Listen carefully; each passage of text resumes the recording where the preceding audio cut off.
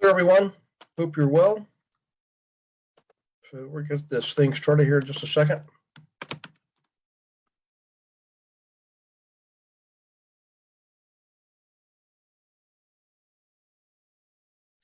Okay. Let's see, Betty, good to see you.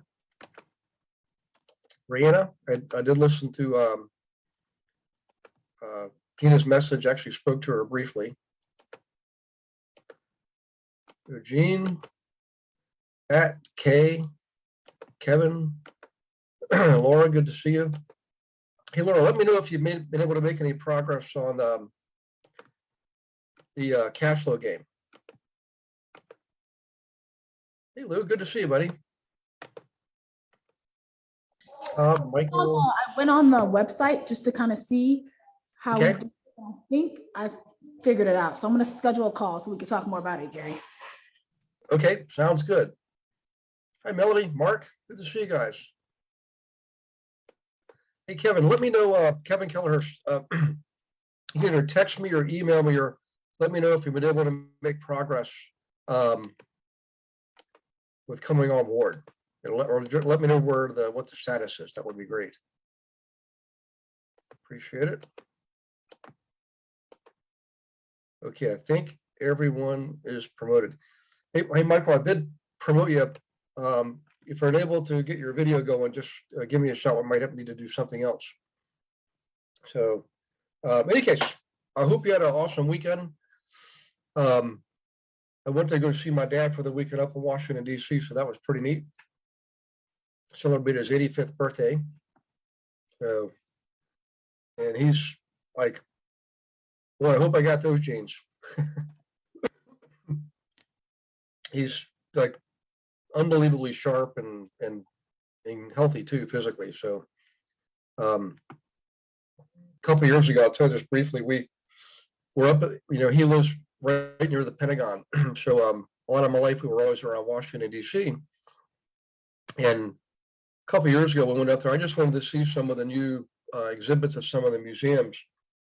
And he was wearing those shoes, the hard plastic shoes. What do you call them? Globs or clogs or something like that, or blocks, whatever. But like the Crocs. Crocs. There you go. Thank you. End of the day, and this was August. End of the day, everybody's tongue's hanging out, and he's like literally running up the stairs to the museums, just like he was back in boot camp. So he was career Army, and then ended up working for the Defense Department later in life too. He was 78 years old. So That's awesome. I think that's the key, guys. You can't stop moving. Okay. Were you able to take in the cherry blossoms while you were here?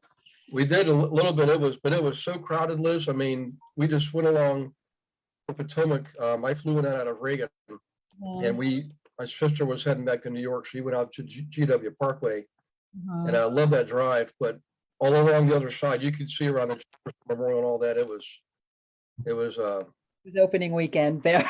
Oh, yeah. So I'm sure it's crowded, but still beautiful. Yeah. And I'm not much of a city person, but boy, I love that city. Yeah. I never get too much of it. I got a good tip for you guys too. If when you're up there the next time, it's off the main drag. You have all the Smithsonian's around the lawn. On behind the let's see, that would be the side with the Indian Museum, Air and Space, and all that. I think one or two streets back is called the Newseum, NEWS, as in news, evening news. The museum is awesome. It's Have you seen closed. It's closed, Gary. Yeah, they closed it down 20 December 20 or 2021. And it's John Hopkins is going in there. No kidding. Yeah. That place was awesome. It was awesome. I used to tell everyone to go to that museum because it was amazing. And it was so many levels and they switched out all the stuff. It was nicely located, but they shut it down. I want to say maybe 2019 or 2020. And they kept telling everybody come out for the last call because Johns Hopkins University is putting a footprint in that space eventually. Okay. All right. Well, I guess still plenty of other great places to see though. So don't let that deter you from coming down. No, you never run out of things to do. You can still go in the Capitol too, and go into the chambers, where you're at the House of Representatives and all that, and so pretty neat stuff to do. Yeah, it's a great city. You can't get in the White House anymore unless you want to get arrested. But Exactly. Yeah. Exactly. when we were kids, we literally just walk in. I mean, Oh, they would pace you, but nope, not anymore. yeah. Okay, so let's do this, guys. Last week we focused on listings. Did you guys like that session last week? That was pretty good, wasn't it? So tonight, we're going to talk about buyers, and buyers are a lot easier right now because of the market. It doesn't matter if you're a residential, commercial, owner, occupant, investor. It's easy to get the buyers because of the imbalance between supply and demand. And before I get in there, I do want to run something by you. Another agent I knew, or no, excuse me, she used to be one of my agents when I had my own brokerage. She was showing me a company, a website called Ideal Estate. Have either of you heard of that? It's leads, but it's not buyer leads, it's listing leads. And it's Ideal Estate. In fact, let's do this. Let me, instead of talking about it, let's go take a look here. So, Ideal Estate. Let's see what pops up. There it is, Ideal Estate. So apparently, I mean, she's telling me some of the ones they're getting, and they're in a market where the average price is in the upper 200s. They're routinely getting listings in the 3s and 4s and close to 500,000. Now you do have to give them, I think it's a referral, but it's 25% referral fee. And of all the other systems I've seen, they're a lot more than that. They're like 35%, where you got to pay like a monthly dues, and then you got to pay a split, and it's just crazy. There's not much left at the end of the day. But I'm not going to sign up because obviously I'm not in production. But if somebody wants to try this out, apparently there is no upfront fee. You get it comes out of your commission. And let's see, what else can I remember? Oh, there's always something, there's always a catch. I think the catch here is this. Let's say you get one of the listings, right?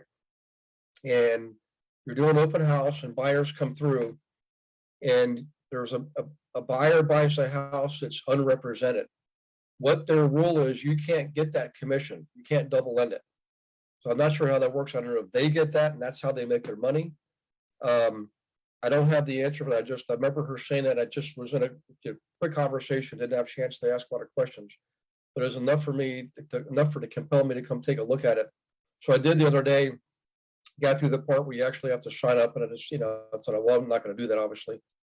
But from what I can see, I think I would try it out for anybody who's really struggling right now. Or let's say, getting listings is hard. Would you guys agree getting listings is hard work right now? Yeah, it's one of the hardest times ever.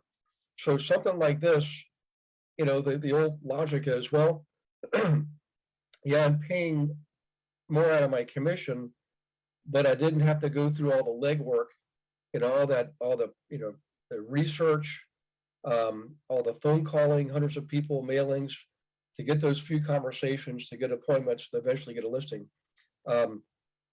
Those normal days will return, but right now, when there's such an imbalance, we're completely out of balance. Something like that, I mean, I can see the logic. I know people that do that, and their logic is, you know what? They're not worth half their day is not spent, prospecting, so they can spend more time in production.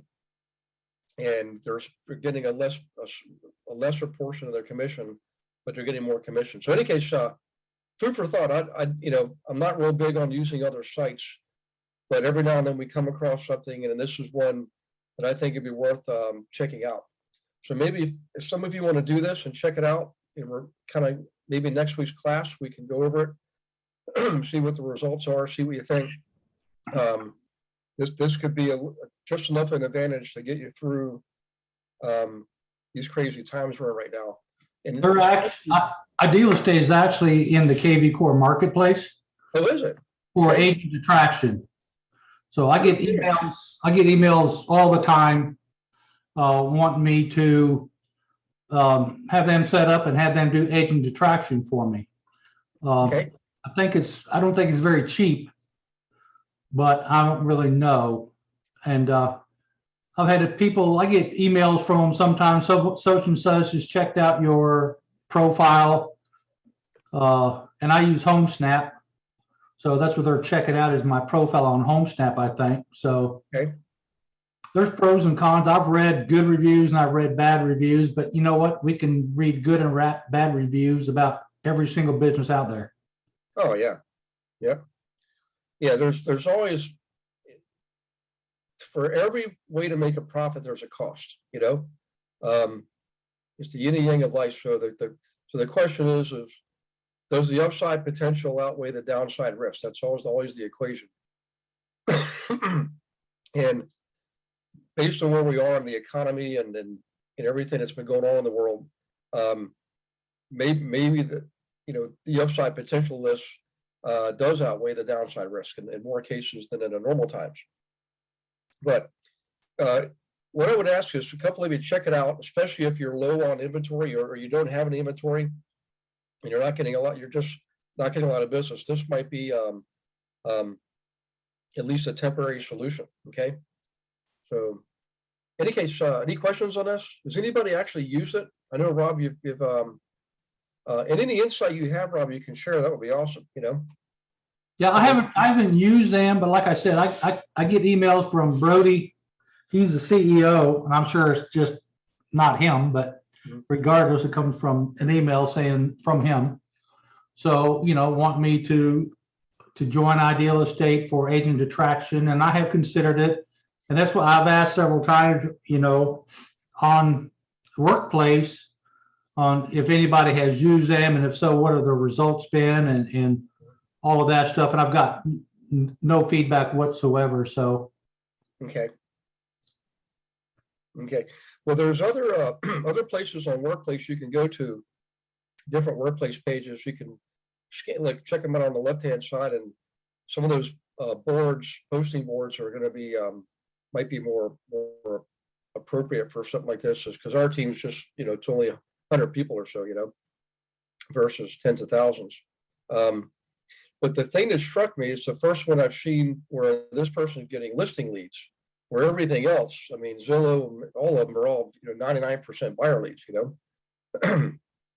So, in any case, any questions on this, guys? Anybody want to poke around in there and check it out? Okay. All right. And I'll leave that up. We can come back to this later this evening if you want to. Susan posted in the chat that it's $199 a month minimum.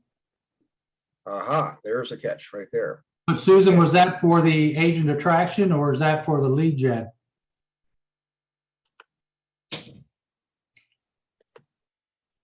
Hang on, let me. I saw something about $39 per month for one of them. I couldn't find the one that she was talking about. I was poking around here. Okay. Hey guys, give me just a second to promote some other folks. They're just come on. Holly Rebecca, good to see you. My gosh, long time no see. Okay, let's see. Ursula, good to see you. There's Susan Murray. Looks like it looks like the lead generation is $40 a month. Agent, to attract agents, it's $160 a month. I can't see the other pricing. I'll check it out though. So are you saying that this is a lead generation for sellers and buyers? You guys, can you hear me now? Yes. Yeah. Thank you. Hi guys, I'm Thanks. not feeling well, so I'm staying off camera tonight. So Ideal Estate has been around for a long time, and I think for some people it does a great job. I think you can get either basic for free or you can upgrade to premium. And then the agent attraction stuff is kind of expensive. There's 3 tiers of that as well. I want to say it is $199 for the lowest one. And that is, honestly, I hate to say, but I haven't worked it.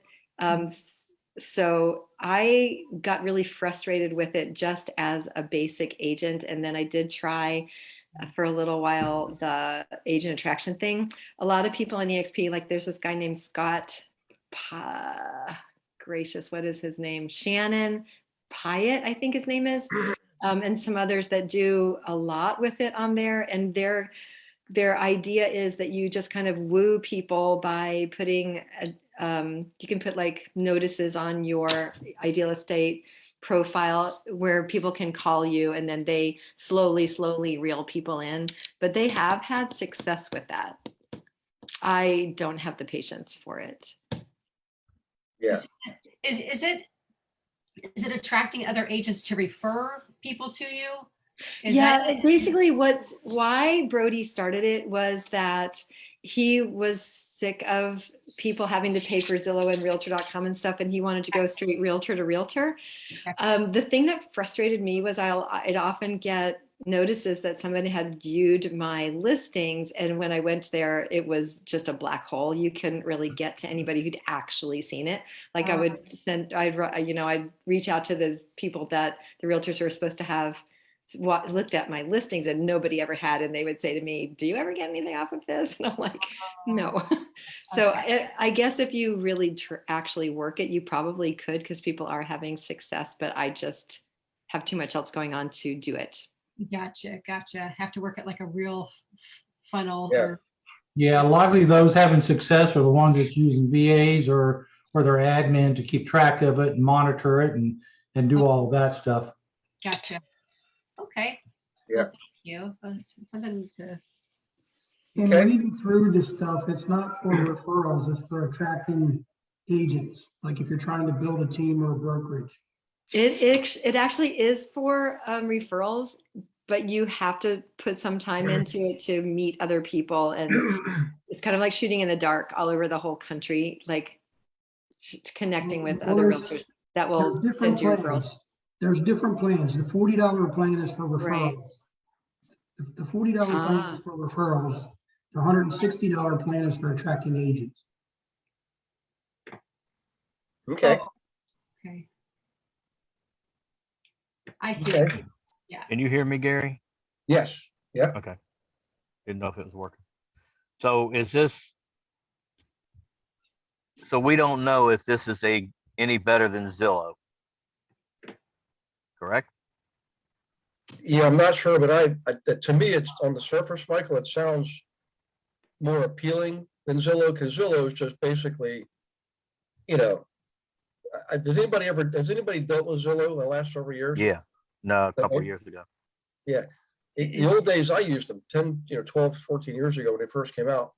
And then it just got too diluted. I mean, Yeah. You're competing with people, you're paying for it. And then lately they treat you like crap, I mean, it's just, I spoke to somebody, remember about a month ago, I said I was going to look into Zillow Flex. And it was like, if anybody here is from Russia, please forgive me, but it was like that's what it was like. You're the KGB, and you had to go to Siberia to work for 5 years before they would let you have the good stuff. And that's what they were telling me. So I thought, well, now I remember why I left you guys to begin with. But it sounds like this is an answer to that. And I also like the fact that we're building. I'm sure you guys have seen the post. One of my visions was a national MLS that we control. Okay. That's how we're going to compete with people like Zillow. We've got to work together as agents. I don't care what company you're in. This is one of those situations where we're better off collaborating, cooperating collectively. You follow what I'm saying? It's tough. Yeah. Amen. I just So, talked Real to a estate guy- definitely is like a national MLS. Yes. okay. I just talked to a guy a couple days ago who was in a mess, not on their team. He does Zillow Flex, and Zillow Flex they did 45 deals last year, 9 people on the team. So an average of 5 deals per person, which is what the average real estate agent sells anyway. They are Bay Area, so the price point's much higher, San Francisco Bay Area, so the price point's much higher. However, Zillow is pushing and pushing and pushing because they told him your job is not to be in real estate. Your job is to go manage people and go find more people to close our leads. That's all we want to do. We'll coach you, but they're just coaching him on finding more people to close the leads. And then their coaching for the people is just to get them into the door. So it's only coaching on how to take that Zillow lead and convert it to an appointment. And then that's it. There's no other coaching of, you know, how to talk to them about their price point or a commission or whatever else it is that, you know, pops up on an appointment. So he's ready to finally wean himself off of that Zillow mess out there, but that's their flex program. Yeah. Well, here's my commitment, guys. I'm intrigued enough. I'm going to check it out too. At the team level, and it's something that they'll work out some kind of an arrangement with us. I'll see what we can do. You know, anything we can do to reduce cost or increase. You know. Well, what I would like to know is what the percentage of contact. I mean, you go to Zillow and you're lucky to get a 0.25% out of 100 answer the phone, let alone get a deal out of them. My question here would be, before I drop money into it, is it going to be any better for me to pay them money or just stick to my cold calling? I ain't been doing too bad with my cold calling.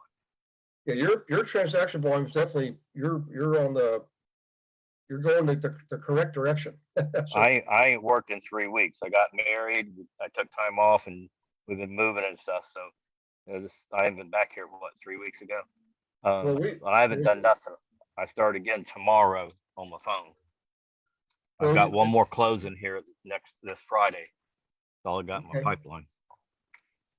Well, I like weddings, so I mean, as long as with somebody else's, I guess. Garrett, how many homes sell across the nation every year? Isn't it like 6 million or something like that? I'd have to look it up. I'm not sure right now.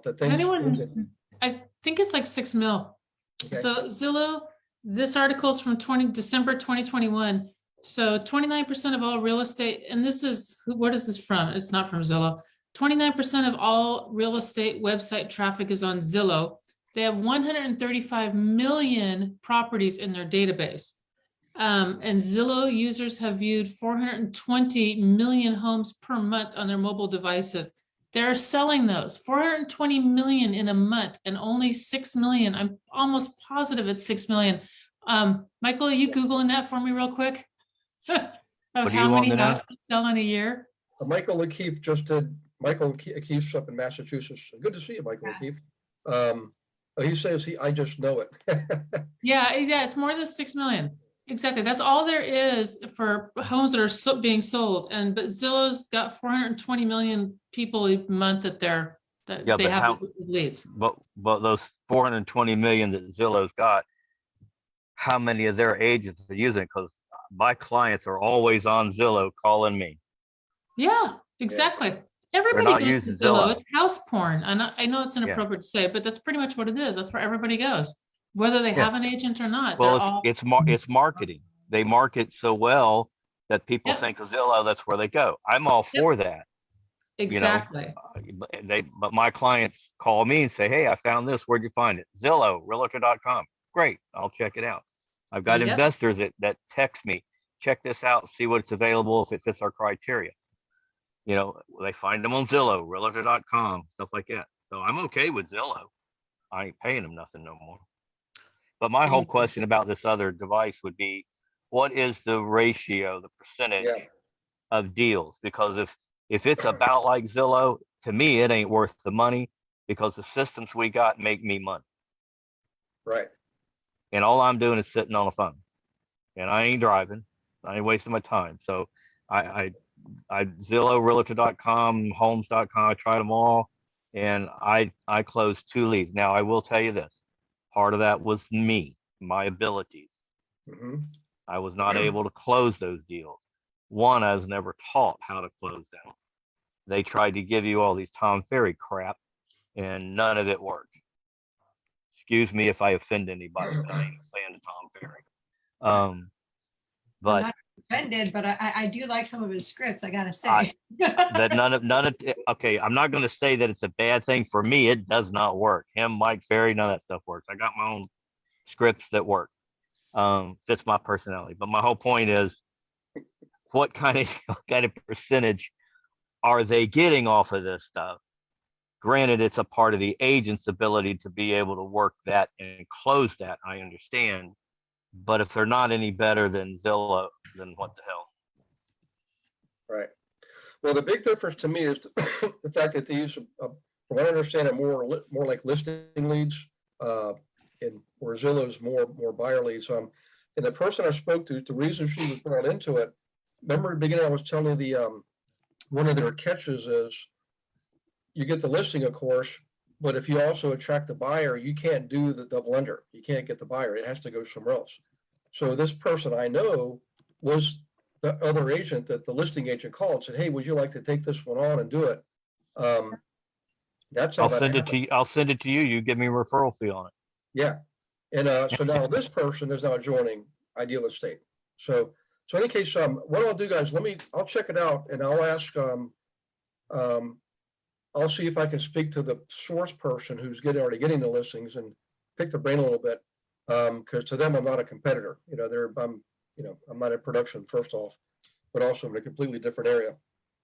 So I'll see what information I can get, and then I'll reach out to the Ideal Estate people. And it's probably not going to be for everybody, but it could be for somebody who's just really, sometimes you just need a fish. Like Michael's been able to learn how to fish. I mean, so Michael, when was that we really got serious? Like probably early fall, late summer, early fall? Or me? Yeah. About that. Yeah. So here it is 6 months later. Now he's up and running. He's got his systems down, and that's pretty good. In 6 months to be able to do that. Now Michael came to the table already with experience, so he knows the drill. It's just, and you know what it comes down to, guys. Honestly, it's willpower, discipline, Not caring what anybody thinks. Yep. You just got to Consistency. Yeah. So it's and I wish I could tell there's like a silver formula or a silver bullet. And there That are is a silver bullet. There is a silver bullet. 5, 3, 2, 1. Get 5 appointments, 2 will cancel, go on 3, get 1. That's the golden rule. Yeah. That's it. But if you apply yourself and now Michael, just to be candid about it, you probably don't use everything that we have by any stretch of the imagination, but you're probably focused on like 1 or 2 things, right? I haven't done it in about 3 weeks. I'm going back to cold call. All I'm doing is sitting, pulling the leads. I have Mojo, and I use Land Voice. Gives me all my data automatically. So I just go on there and start dialing, and I have KV Core. So since I'm starting back up, I'm going back to KV Core because I was just looking. I got 99 plus things to do. So I'm gonna go through that database, which is basically buyers and past clients and some friends, referrals. So I'm gonna go through that first, take a couple of days, and I'm gonna get that up to par. Then I'm gonna go back to just cold calling, which is I do my for sale by owners. I'm sorry, I call 1 or 2 spears. Then I do my for sale by owners because I hate for sale by owners. Get them over with. Then I do all the expires because I hate expires. And when I get all that done, then I just want to sit down and do nothing but cold call. That's what I like to do. I like to talk to strangers. And I'll make 200 to 300 dials. I'll probably leave 150 voice messages. I'll talk to probably 10 people in a day. And there will be 1 person on an average day. Sometimes I won't get none, but on average, it comes out to 1 person a day that's a good lead. It might be an investor. It might be someone's thinking. It might be someone's parents. Like I was out riding today, stopped, knocked on a person's house that I met 2.5 years ago. I stopped by and check on them. The 3 sisters were sitting there, and 2 of them had passed away since I met them. There's 1 left, so I check on her about every 3 or 4 weeks when I'm in Daytona. And I ended up talking to her grandson who wants to buy the house. So that's my whole thing. I need to talk to 1 person a day. So even on the phone, I get 1 person, have the conversation, get them into my database or into one of my systems where I can follow up with them. In that process, I've done the same thing. I've got a house in Daytona that I got a contract on. It's an investor house. Can't sell it retail. It's trash. That fell through. His daughter went to the hospital. That fell through. I called two of my other investors. They came on. I got another contract on it immediately. So in that process of the phone calls, those are who I've met, those investors, just by cold calling. So I have a list of investors, and then now they're looking for property. I have another investor that's got 40-something properties to sell this year. I'm gonna try to connect all that up. So it's just a matter of me cold calling. That's all I'm doing. Yeah. That's it. And then my past clients refer me. That's all I do. I tried the marketing on Facebook. I tried the funnels. I tried all that stuff, and I got garbage.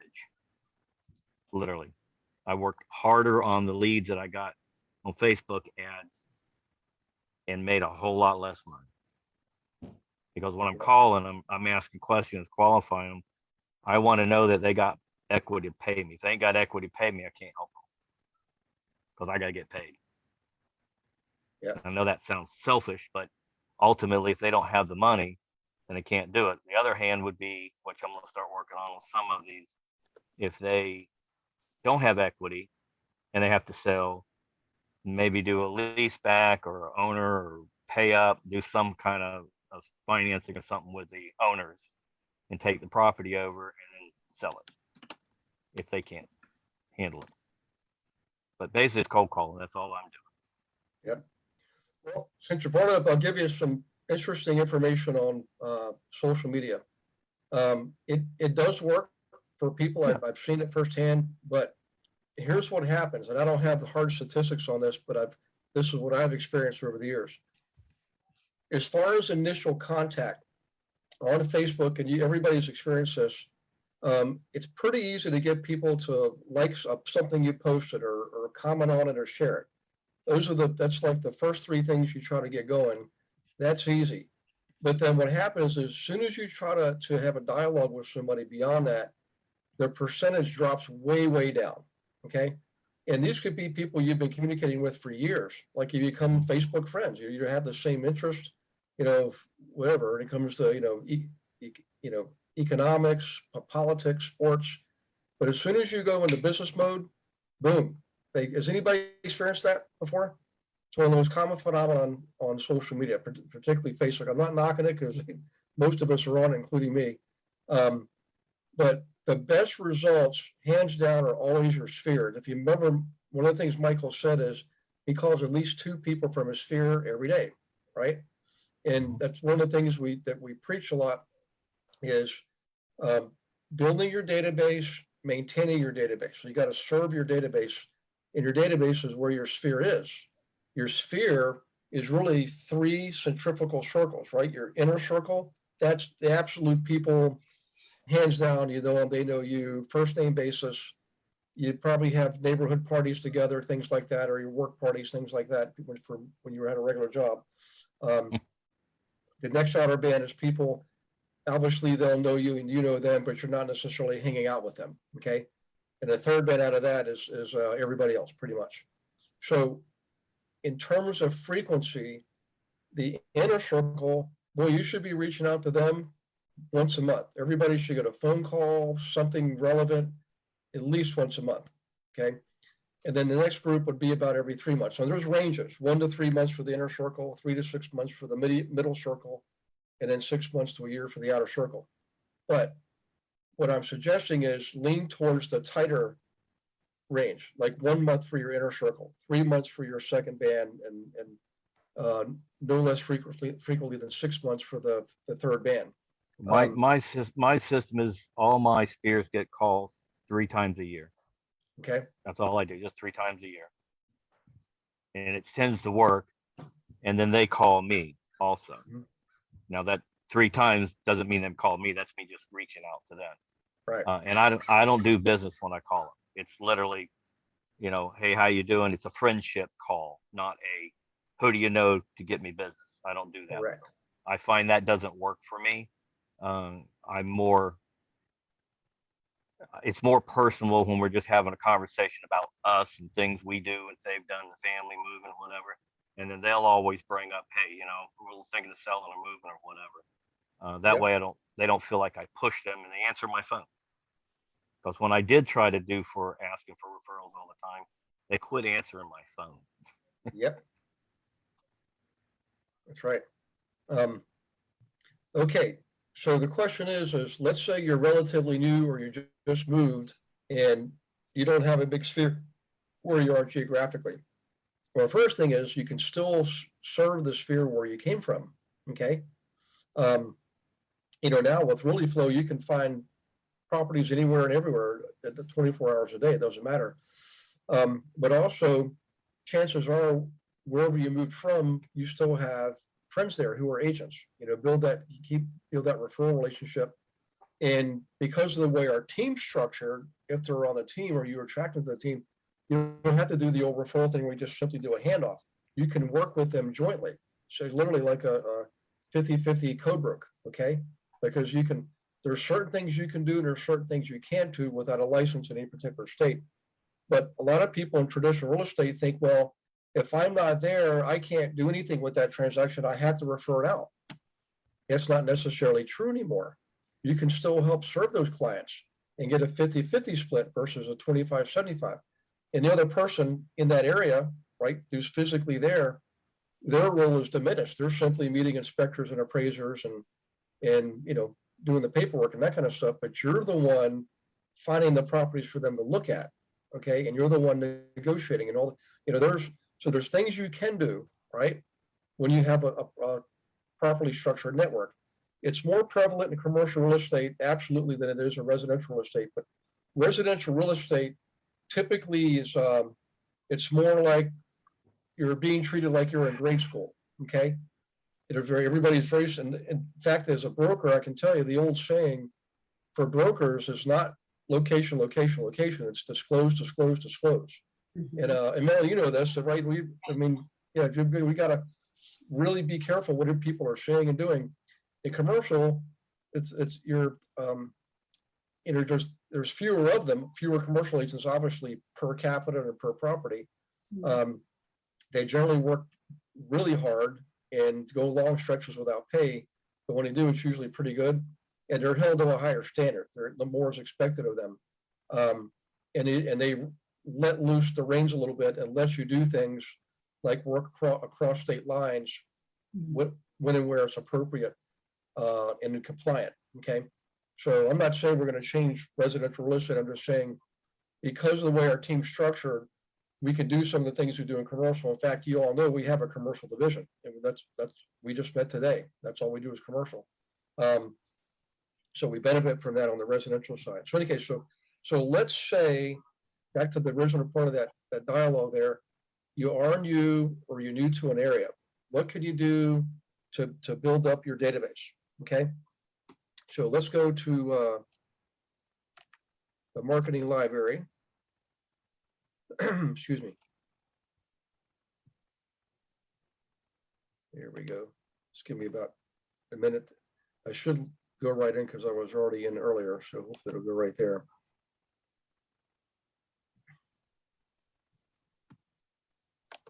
We always start with the members area, and this is open for everybody. So just so you know, guys, certainly most folks here are on the GIA team, but we do have people who are not on the team and not an EXP. So if we could always be mindful of that, I might appreciate it.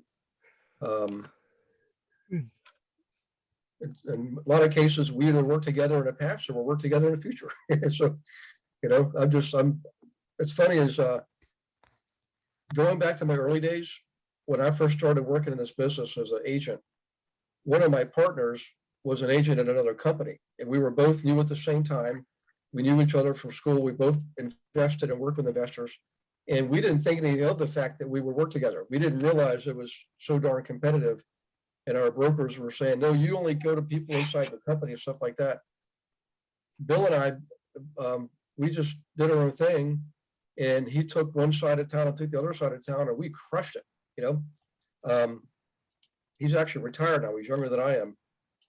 Okay, so here's our marketing campaigns. The first thing I want everybody to do, if you haven't done yet, where it says download this first, is actually download it. Okay, because this is a sequence you can follow for doing your marketing. It's actually like a marketing plan. I call it a sequence, but it's essentially a sequence to follow. Each campaign, that course has its own plan. But in here, I'm going to show you, when it comes right down to it, success a lot of times is just focusing on the fundamentals. And right up top here, number one, there it is, your database. This is your gold. And I cannot put enough emphasis on that. And we've already spoken about this, so I'm not going to beat your heads against the wall right now. I just want you to know that no matter what you do in this business, every day, time should be devoted to either building or serving your database. Okay, you've always got to keep the data coming in, leads coming in, and you've always got to be serving them. Some of them are going to move away, they'll go away, they'll retire, whatever, All right. And if you notice, the first campaign, I always say, is the booklet. In the booklet, because of its design and it's so customizable, you can use it to get buyers as well as listings. In fact, when this thing was originally created, it was all about the buyers. That's what it was used for. We didn't use it at all for listings. If we got a listing, it was because somebody said, I'm not interested in buying anything, but I do have something I'd like to sell. Is this what you do in your business? And I would say, yeah, this is how I get my business. And he'd say, great, I want you to sell my property. Usually I'd use the letter campaign to get listings and this to get buyers. But back to the subject here. It's designed to get buyers, but it can be used to get listings too. Okay. So we went over this the other week. Does anybody need me to go over the booklet campaign again? I mean, don't be shy. So Mark, I just sent you the stuff today earlier. Yeah, I got it. Okay. Well, why don't we touch on a little bit, guys, just to go over the basics. Let me go through this document. We'll go back to the booklet campaign. So after the booklet, then you'll see, now you've got two things going on. You're building your database and you've got a regular recurring booklet going out, either in print or digitally online. Lately, for the last year or two, it's been all online, okay? Trying to save you some stamps and envelopes and things like that. Okay, that's the second one. The third one is you got to start getting listings, and this is where we use data gathering, like through Reallyflow and using one of our letters, okay? If you notice, these are all very basic, really basic fundamental things. And sometimes it's not very sexy or glamorous, but it's the stuff that works. The best form of contact is direct one-on-one contact. You actually speaking to somebody in person, okay? Now, if I keep going over things, we're going to be here all night. But remember last week we talked about joining associations, becoming a member or a vendor.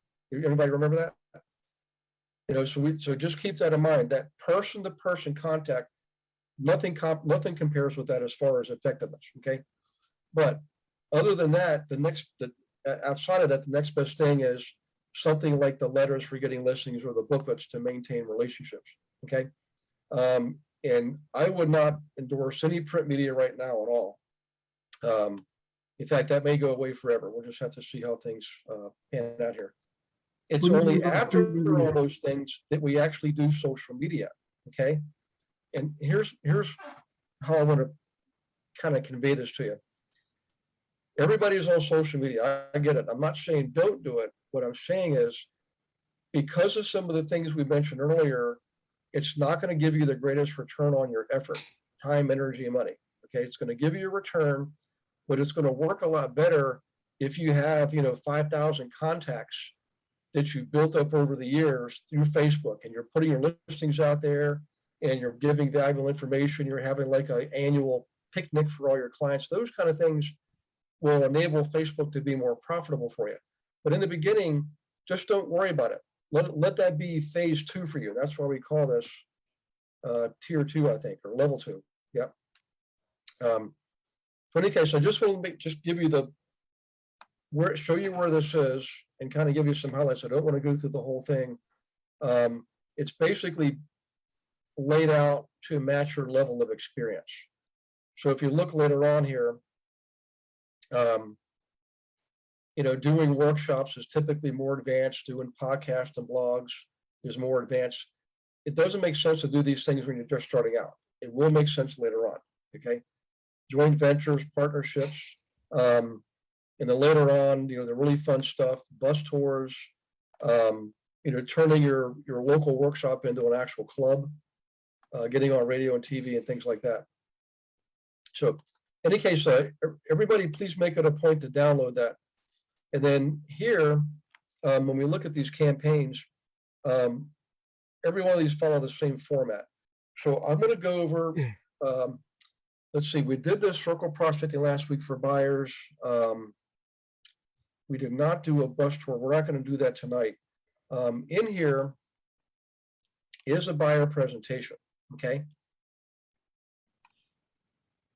And I want to give credit where credit's due. Not everything in here is mine. I mean, a lot of it is, but a lot of these things I got from other people, like home buyers 10 sheet, showing the home, basically a rundown on that, contract to close.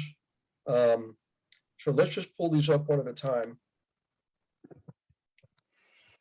And does anybody here remember my friends Rick and Anna Jenkins and Rick Benez? Okay, so I believe that's where this home buyers 10 sheet came from, the original one. She used to be a KW team leader and went independent. Yeah, I think this is hers. Yeah. The first time I saw her present this, I had her come to my market center, the one I was part owner of. And I already knew her from coaching. I knew she was a rock star. And she came in there, basically blew everybody away with her buyer's presentation. I'm thinking, because I couldn't figure out how she was doing what she was doing. And guys, it's all in the preparation, okay? I mean, it's easy to get buyers now, but to actually land a deal, you really do have to prepare. And she uses things. In fact, she still uses it. This is an excellent document, okay? I think we customized a little bit, but probably everybody has something like it. Okay, now, let's see, showing the home. I mean, that's pretty straightforward, but what the heck, let's take a look at it. Here's the key. Let me know when you're done. Let's see here. Okay, all right, so this process I used is very straightforward. The basic gist is this, okay? This is what I discovered over the years. If you show too few homes, you're not going to have an effective day, right? If you show too many homes, you're not going to have an effective day. For me, that magic number was 6 homes. And everybody I've ever spoken to always says the same thing. Yeah, it's 5, 6, or 7. Everybody, you guys agree? Is that about your magic number? I do Yeah. 5 or 6. Exactly. I do don't know 4. what it is. Yeah, I think it's what it is. Their brain is incapable of retaining any more information on any more properties on the high side. On the low side, there's just not enough there to compel somebody. They don't think they've seen enough, or you run the risk of not finding the one they actually want. And you're a mixture of 6. So now I will give you this, that the marketplace is going to largely dictate how many you're going to have to show. Let's face it, today, you could have your Saturday lined up to show 6 properties. By the time you get to the third one, you've already got phone call on 2 of the other ones, and they're already got offers on a renter contract. So, but are these reasons to give up? Absolutely not. There are reasons to try harder, I mean, the people that succeed in this are the ones that just simply say, you know what, I just got to crank it up a little bit. That's how you just have to outwork the next person. I'm telling you, there's no secret. You just outwork the next person. Look at Melanie shaking her head. That's exactly what it is. So true. Yeah. And, some people are going to be leaving this business in the next couple of years, or I think a lot of people, but the ones who stick around, it's going to be like Christmas time, not just because the volume will only drop it so much, but because when the market turns, let's face it, now you've got the numbers in your favor. You've got increased volume, but the agent base has not built back up yet. That's exactly what happens every single cycle, So I know it's hard to be patient sometimes, believe me. If you know me, I'm not known for being patient.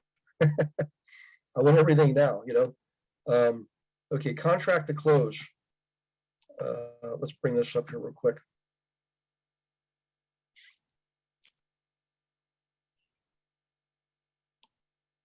Okay. This is what you want to go over with your clients. It's literally step by step. And you should always have this at your disposal. My recommendation is obviously keep it on your hard drive, not just here on the website. Keep it on your hard drive, keep it in Google Drive, right? So you can access it from anywhere. And more importantly, always keep a handful with you. You know, I mean, heck, you could go to meet somebody for a buyer's presentation, and this will happen. They'll be ready.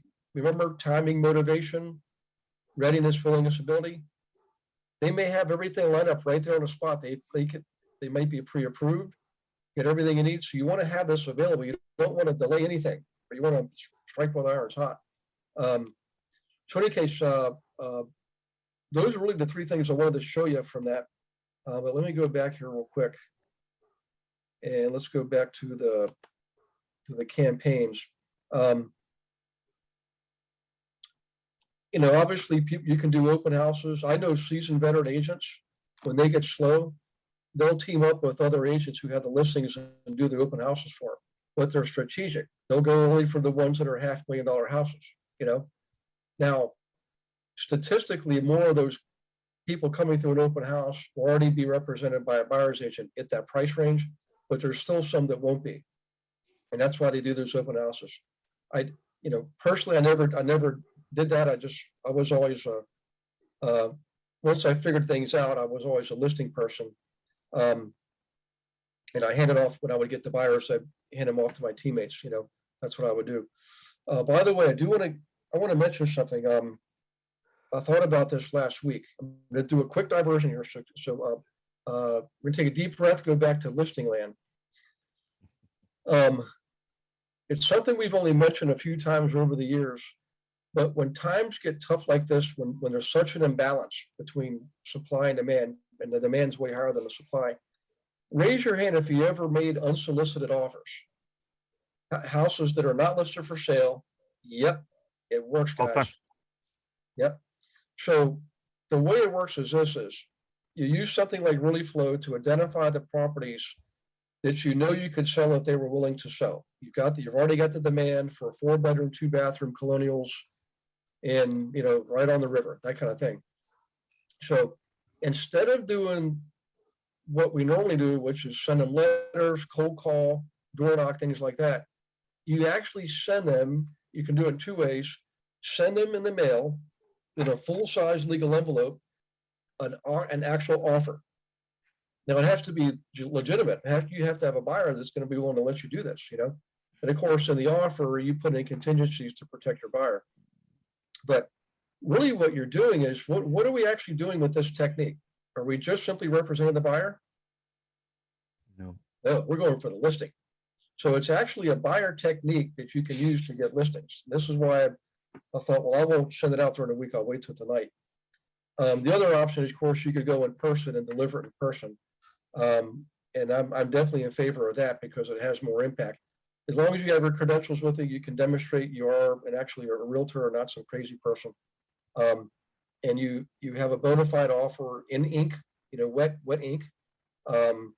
Show them, you know, proof of funds, copy of a hand money check, make sure they're saying, like, and it's going to shock the living daylights out of them, you know. But would you agree that's going to get their attention? If see something happens, go ahead, Melanie. I'm sorry. No, I love that idea. I think it's fabulous. I've never done it, but it's Yeah. on my to-do list. I just want to, yeah. It takes door knocking to a whole new level because usually door knocking, it's stressful because you're struggling. What do I give them? What do I say? Well, here you're like, hey, I'm not kidding. Here's an actual real offer. Here's my credentials. I'm Gary Wilson. We specifically researched and found your house. Mm-hmm. And this is the exact house that these folks want. Mm-hmm. You might not have any interest at all in selling up until now, but boy, I think you might want to take a look at this just to see. If something magical happens when people see it in writing right in front of them with actual dollars. So Gina, would you mind chiming in a little bit? You've done that before also? As I was on my computer looking for my open house stuff, Yes, we've done unsolicited offers. Especially when I had people who had I almost said special needs, which is not what I meant to say, but you know what I mean? If they have Yep. very specific wants, then Yep. we've totally done unsolicited offers. I had a guy that was looking for lakefront around certain lakes. And so he picked out what he liked, and then we just threw the offers out there. I've done it in condos. I had a client want to be in a certain condominium association, so I did a blanket offer, the same price for everything, and just went door to door and handed them out and got one listing for them. Mhm. Yep. Yeah, it's interesting. It's one of those things, you can definitely burn through a lot of time and energy doing it in paper, but it's one of those high percentage shot routines. So it's far more effective than just basic door knocking, you know? And to give credit where credit is due, Gary, you had said that back in 2011, I think it was, Mhm. at the Orlando KW office is where I picked that up from you. Yeah. Yep. So we would use it every couple of years. We'll break that out and tell you where it's really effective, guys, is we would use it for the investor properties like duplexes and triplexes and fourplexes. Now, in that case, we have to locate the owner, obviously, because the owner is not living there. But let me tell you, this is firsthand experience. Which group of consumers do you think were more receptive to me handing them an actual offer? The owner occupants or the investors? Which group do you think were more receptive? Investors. The investors. They're just more entrepreneurial. They're like, wow, this is the first time anybody's ever done this. Is this how you do your business? And I'd say, yeah, it's one of the ways. And I got myself a new client. You know, That's awesome. Yep. Really good way to impress them. Yeah, that's cool. So, any case, by the way, the circle prospecting, which is basically door knocking with a twist, that does help you get buyers too, because not everybody's going to sell, but you know, they'll say, you know what, somebody I go to church with just mentioned that they'd like to move or buy a house in this neighborhood or whatever the case is. You know, it doesn't happen all the time, but a lot of these techniques are geared towards one way, but sometimes they're effective the other way too. You know, circle prospecting is one of those. Can I just walk you all through one that I just walked through a couple people earlier in coaching on? Yep. Whenever you've got a closing, it works best if someone's in cubicle land, which there's not as much cubicle land anymore, but if someone's in cubicle land and you have a closing, for a closing after the deal closes, bring in a bunch of balloons, some kind of food like cupcakes or donuts or chocolate or something that you can share, and a bouquet of flowers. And as you're bringing them through the cubicles, everyone's eyes are on the balloons, which is why you have those, because they're above the cubicle line. Flowers, every time there's ever flowers on a desk, everyone's always like, where'd you get these? And then the goal of having candy or cupcakes there was to have something that they had to shove in their mouth and stand there for a second. So, and I always trained my people who I was giving that to, I'm like, if anyone ever says anything, just tell them I'm going to have my agent call you. So where'd you get those flowers? My agent gave them to me. My agent doesn't do that. We have my agent give you a call. And it's just an easy way to utilize your closing to go pick up more deals off of it. Yep. Awesome. I agree. Hey, Gina, there was something I think you texted me the other day, and we said this is something we should go over tonight in class. How to bulletproof your offer, or ways that are unique or just even normal just to get your offer accepted, because Yes. so many people are writing so many offers. And I mean, every day I hear it all day long of, yeah, or another offer didn't get accepted. So Yeah. it was that. So I came up with a short list, and I'd love to hear you guys' ideas too. Should I give them my short list, Gary? Yep, go for it. Everybody get ready to take notes here, okay? Because All some of right. these things I've done and they do work, So the first one is to offer a weird number. So if the house is listed at 350 and it's going to go for 375, write an offer for like 379 2 14 or something weird, right? Because it's just enough. If it's going to probably go for 375, it's just enough to make your offer a little sweeter than the 375. And sometimes it's only just $2,000 or 2,500 that makes a difference. But when you have a really weird number in there, they think, I don't even want to counter that. That's probably all they can do. They'll think something like that. So offer a weird number. Preemptive offer is another one. Just throw it right out there ahead of the time. Do a really large earnest money deposit if you have especially if you have like another contingency that you can get out on, you've got an inspection contingency or whatever. So my son kind of went through this and put it together because he's in Washington State and he's on like his 8th or 10th offer, just fired his agent and is now working with one of our agents. So not on our team, but in our group. So yay. Anyway, so he will not give up his inspection contingency. He's like, I'm not going to buy a house for almost, for $650,000 and not have inspection in there. So I'm like, then throw out a huge earnest money. Like right now he was doing, it's customary in that area to do 1,000 to 5,000. And I'm like, do 30. And he's like, really, I can do that? And I'm like, yes, like throw some decent money on this thing. 30, 40, 80, like throw a big number out there. Really clean offer, which we all know the least contingencies as possible, the better, just as nice, clean. And my favorite one is just call the listing agent. What do they need? Do they need more time in there? Do they need a month rent back? Do they need a month rent back for free? Which doesn't really cost your buyer anything because usually you don't pay your first month's mortgage anyway. The mortgage doesn't kick into the second month. Do they need less time? Do they need to close really quickly? Maybe you do an inspection, but the inspection is just for informational. It's a pass fail. Like we'll pass fail this, but we're not going to ask you, Mr. Seller, to do anything. Like we won't ask you to fix anything. We're just going to pass fail it. So those are some of my ideas to get your offer, to give you just that little bit of an edge to get your offers in. And if anyone else has them, I'd love to hear them. Can I add one more? Yeah. So after speaking to the agent and putting the contract together clean and getting everything that the sellers want, tell the agent you want to present it with him to the seller. Yep. No one does that anymore. And every time I do it, I get the bid. And in almost all 50 states, you're legal. I don't know if there's any states that's not. Yeah, it's definitely old school. And I will tell you what's interesting is for anybody here who's an investor, like me and Mark Fansler, several of your investors, a lot of these techniques actually came from the investor world, from investors to investors. We weren't using them as agents, we were using them as investors. And I realized, boy, if the agents knew this stuff, it'd be a lot more successful and productive. So a couple of unique twists here. The one that Gina said about having an odd number, we would literally get down to the cent, the pennies. We would say, if it was, 200,000, we'd offer 225, but instead of 225, we'd say 226, $139.74. And we get some quirky responses like, why did you just say some round off number? And I would say, because my client is really good at this and they know exactly what this place is worth to the penny, So, now that kind of thing will work better in normal times. I mean, it'll definitely work now, but right now, I mean, it's just, people are getting crazy with their money. Oh, sorry. The one thing that I like what you just said about that, Gary. So we're having multiple offers again in our area, like multiple offers, like 37 again.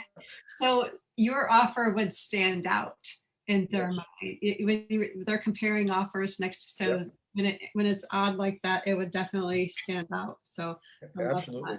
Mm-hmm. Yeah. And when it comes to the hand money, now this isn't for everybody. This is only for seasoned veterans, but I would literally, a lot of cases, I will get half the money down, right in the earnest money deposit. I do half. There was one time I really wanted that property, but I didn't want to pay. I wanted to get a really good deal. I offered them half what they were asking, but I put it all in the check. The earnest money was the entire thing right up front, and it was. Sorry. Can you repeat that, Gary? I'm not following you. So what I did is instead of giving them earnest money for a part of the purchase price, I would put the entire purchase price in the earnest money, the entire thing. Yep. Okay. Yep. What I've done is I love that idea. Okay. What I've done is I've given them 1% rounded up on the earnest deposit within the 3-day period. And then if we were going to put 20 or 30 or 40 down, give them the balance of what we were supposed to bring to closing after the inspection period was over, whatever date that was, we put the balance of that in there. And that always got people's attention that we were going to put a second deposit down. Mhm, That's good also, because it's unusual. mhm. Well, it is. the reason the play behind the attorney said only give 1% because if you get into litigation, you ain't got all your money locked up, Right. but you can play with that money. But then if you get through the inspections, you're going to do the deal and you know it, then go ahead and put the balance up. But that was usually when there was no contingencies upon appraisals. Mhm. I've also seen people do inspections before and not even have an inspection, but they do an inspection before they write an offer. So Yep. it's Yes, time. I do that all the time. Gotcha. And then, so they don't need so I'm not saying don't do an inspection to anybody here, just do it before.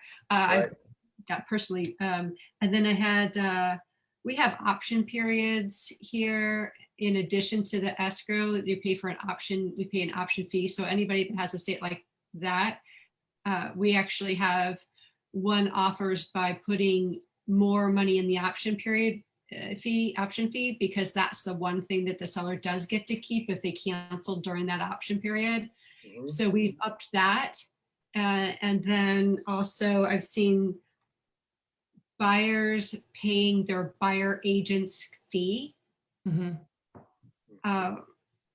Yeah, and then any of the negotiable items, of course, even the title insurance policy that's typically owner's policy that's typically paid by well, I shouldn't say typically, but in our area, a lot of the times it was paid by the seller. And so now it's a win. It's like every option for buyer or seller negotiable is on the buyer's side. So, but yeah.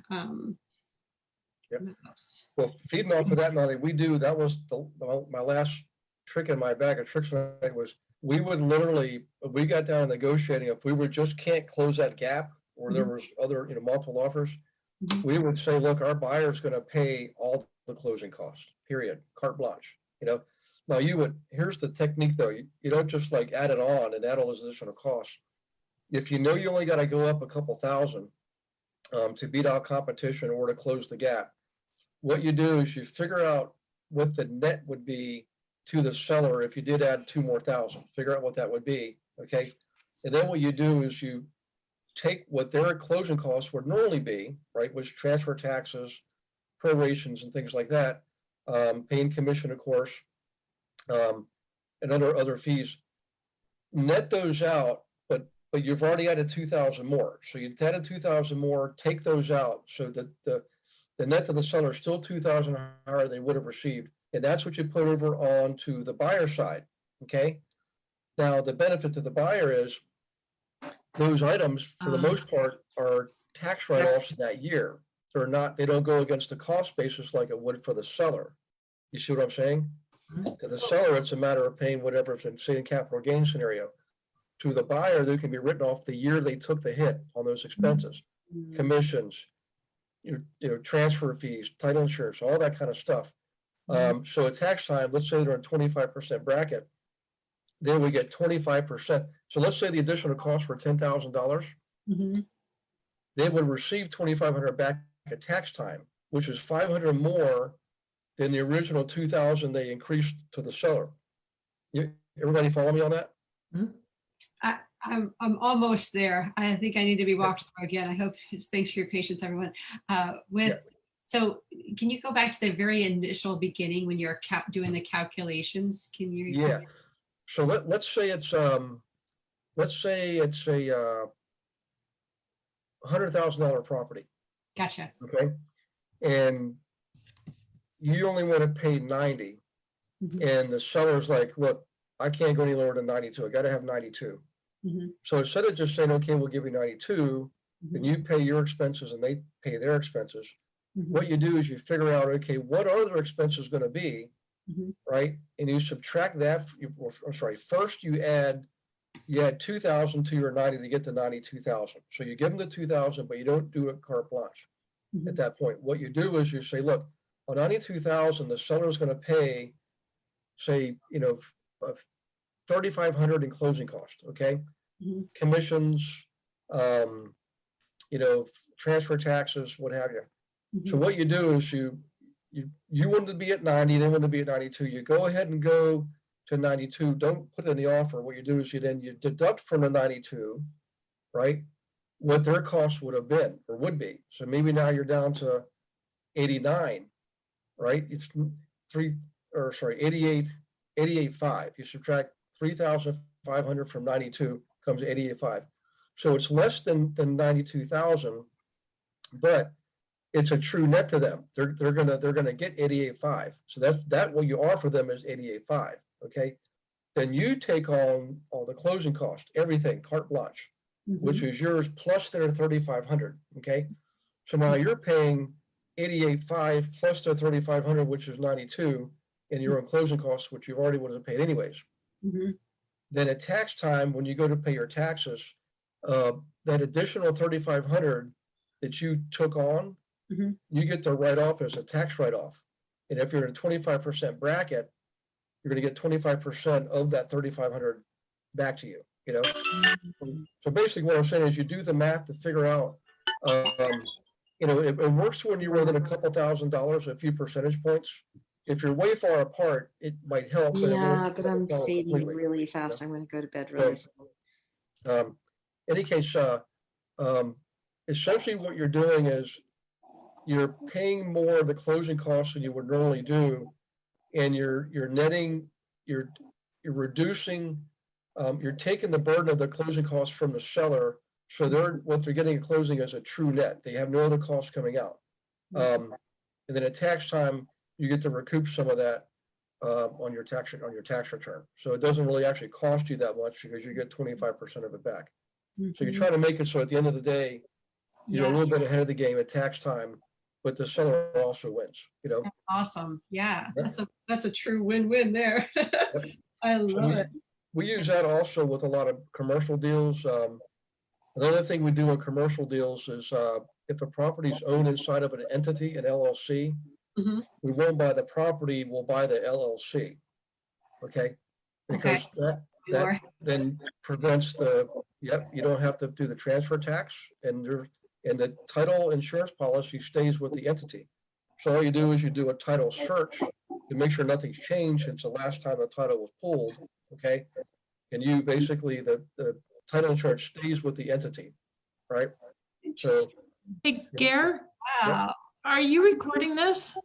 I don't know, right? I hope so. I hope so too. We should be anyways. It doesn't show on the screen. Uh-oh, I'm gonna be in trouble. Boy, are you. Bev's kicking your butt tomorrow. Oh, man. Well, you just have to remember everything and do it again. You know what? I tell you what, I've done that several years ago. I don't know what the heck I was doing or what I did different, but boy, I actually really am scared because I'm going to be in trouble. You guys understand. Thanks, Rob. All right, well, I'll tell you what, we'll chalk this one up as, if you weren't here live, that was too darn bad. The good news is there's 32 of you, so 33 were here at one point. That's actually a pretty good turnout. It was a true event. You had to be there. Yeah. Well, last week, that was the one, everybody should have been at that one, you know? Yep. Yes. So, I mean, we go over this kind of stuff. This is why we do this every week. Well, that really stinks. It's not being recorded. Okay. You know what? Don't record any of it. Yeah. We're kind of done anyways. That was the last thing I had. Before we go though, does anybody have any questions? I mean, even the guests, we've got lots of guests on tonight. So thank you for participating, by the way. And I hope this helps you in your business, you know. But if you do have questions, or if something you want to go over, like in a transaction, now's the time to speak up, you know. So you guys are quiet.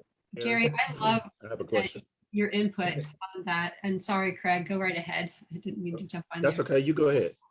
No, I was just saying, Gary, I love the insight, the conversation around how to make offers better. And so just as we're progressing, more of this kind of conversation of how to win in today's market is always, and sometimes like when you say, oh, what I've done before, maybe it's in a different market and you haven't seen it in a while, but bringing that back up, you know, because that's really helpful.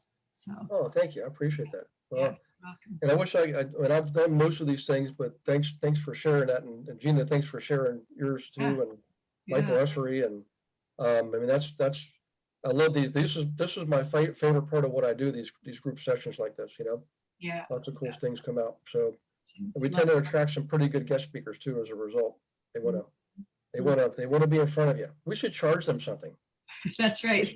We should charge them, and then we can split it all. We'll divvy it up. Everybody gets some kind of a, what kind of card should we give them? Starbucks card. We'll give everybody a Starbucks card.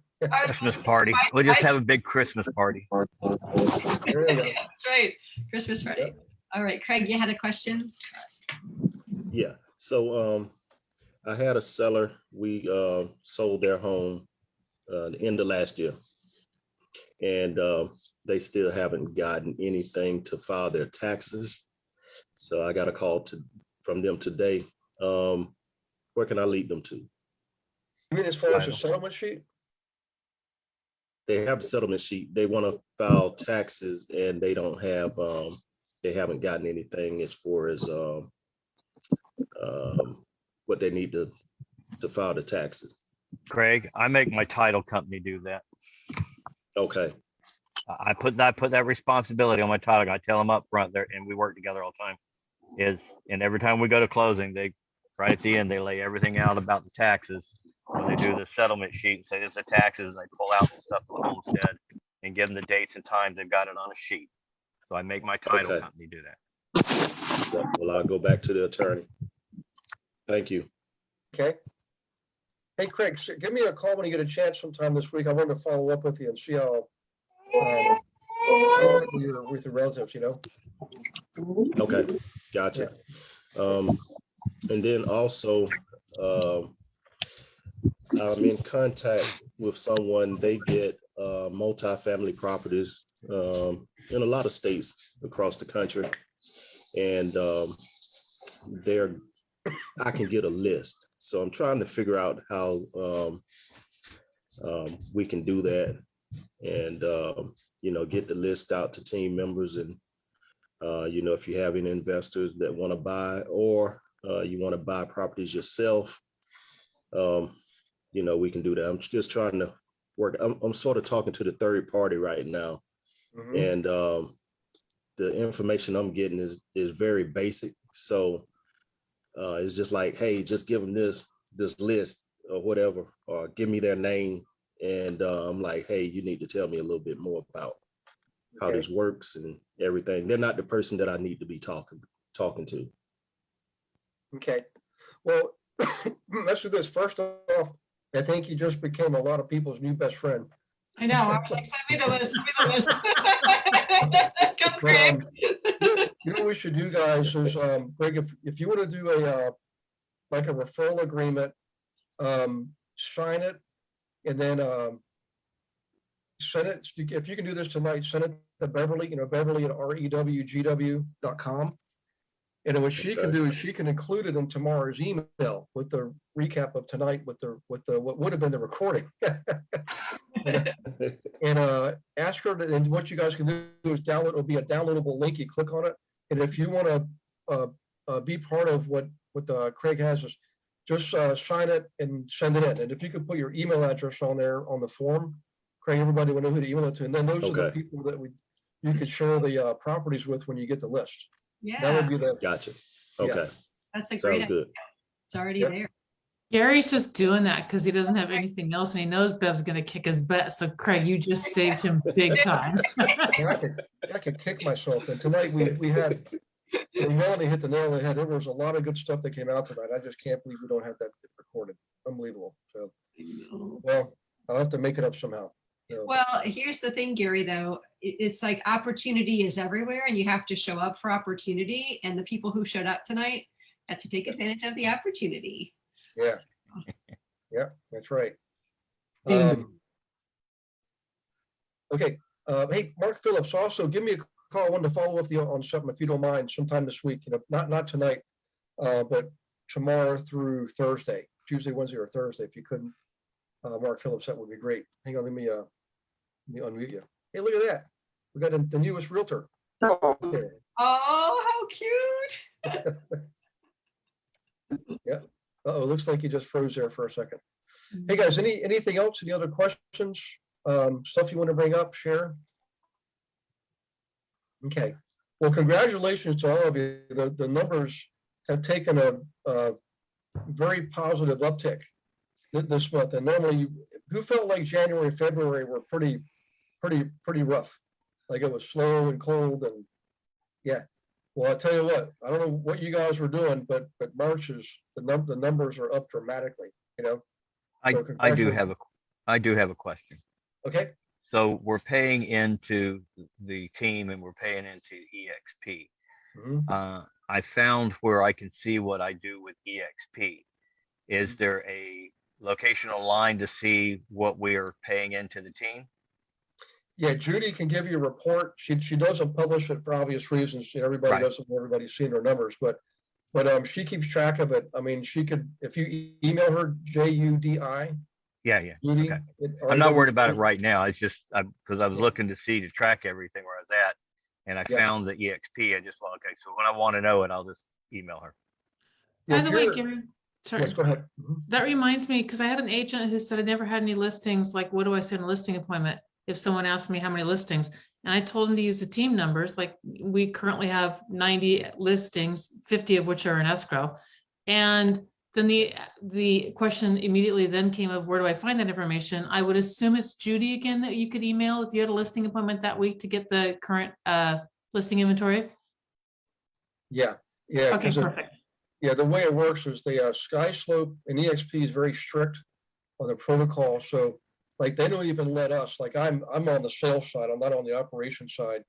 So, you know, Judy, Jody, they're all on the operation side. They do not have access to everybody's account. A lot of people think that they do, and we can go in and do stuff and fix things. We actually can't.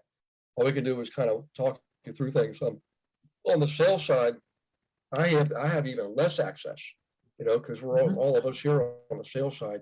All I can do is look at reports, you know. So, but that data is definitely there. I look at it every single day. I'm a huge, when it comes to tracking and measuring, I mean, I didn't used to be this way, but as I grew and evolved in business, man, it becomes like you got to really know where you are, because you know where you want to go. Everybody's got their goals, right?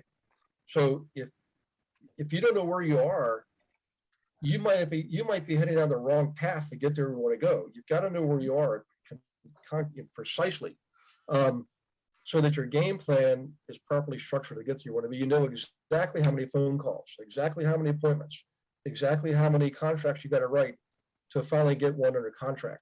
It's once you know your numbers, you know, it doesn't change your game. You still, whatever your game is, you still got to work it. You just got to know when you can be put on the gas or when you need to put on the brakes based on your metrics. You got to track your numbers. You also know what levers you can pull when you want to change your numbers, increase your business. You know which levers you need to be focusing on. Increase your commission. Yep. Yeah. And yeah. One.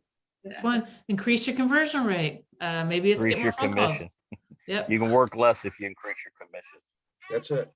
And I'll tell you what, the air, it's less competitive at the top. There's less people competing. So if you think about it, who here, when they first get in, said, I'm going to be a luxury agent because I'm going to sell the $1 million houses and only got to sell 12 a year. So, yeah. Nope. And then you get into the game, all of a sudden you're getting whatever came you. It's actually in your marketing, and your branding. Hang on 1 second, guys. There we go. More people in the middle income than there are on the high income. I like the people that got more money. Yep. Well, there's a sweet spot too that you can look at. And Gary's talking about going after the top because there's not as many people up there. There's also a sweet spot where a lot of units will get sold at a certain price point. Yeah, but there's a lot of competition we get in luxury too. Hard competition. Yep. Around here. There is.